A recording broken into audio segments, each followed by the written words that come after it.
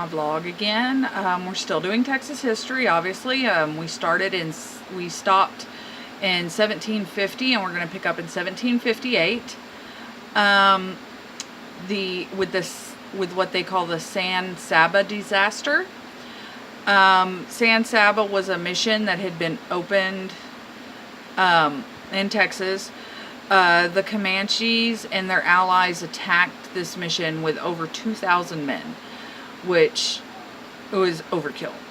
They killed everyone except for one missionary, and they burned the entire mission to the ground. Maybe Europeans should have stayed out of their land.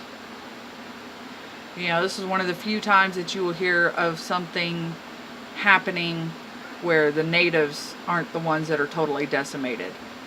Now we're skipping forward a couple of decades to 1779, when trade opened between French Louisiana and Spanish Texas.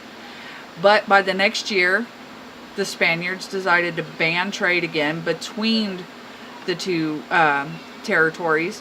But that was largely ignored by the ranchers and the missionaries who were trying to get their cattle to market because they wanted that money, honey. And then in 1800, the cattle industry declined due to depleted stocks, herds, because of predator attacks, Native American attacks, disease, and the increased demand for cattle products that they were selling off their herd before their herd had a chance to reproduce. So the ranchers turned to some other livestock that would make them money, which happened to be wild Mustangs in the area. And in 1820, now we're starting to get into Texan history. And just so you know, for the vast majority of Texas history, you'll hear about Spaniards and Mexicans, and we had heard only about Spaniards. Well, now we're starting to get into where the word Texan became applied. And the word Texan really only applied to Anglo-American colonists who came from the United States to Texas to live, and they called themselves Texans. And this is where it starts. In 1820, Moses Austin negotiated with the Spaniards to settle 300 Anglo-Americans in Texas. He died before this could happen, and so his son Stephen F. Austin had to renegotiate the deal. And by December of 1821, he was beginning to get settlers in and around Brazoria, which is pretty much where Austin is today. Between 1820 and 1824, Mexico became independent. So no longer will we be talking about Spaniards, we'll be talking about Mexican citizens, which of course caused Stephen F. Austin to have to renegotiate the deal again. But then in 1821, Tejas, because by this time they actually named it Tejas, was opened up by the New Mexican government for settlers as long as they learned Spanish and became Mexican citizens.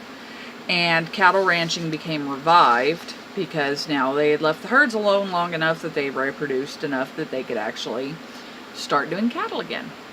In 1823, the first Anglo families that came in with Stephen F. Austin became known as the Old 300. Now, in Mexico at the time, slavery was outlawed. But even though it was outlawed, they brought in 69 of the families brought slaves with them, even though legally they weren't supposed to have slaves in Mexico. By 1825, Austin's colony had grown to 1,790 people.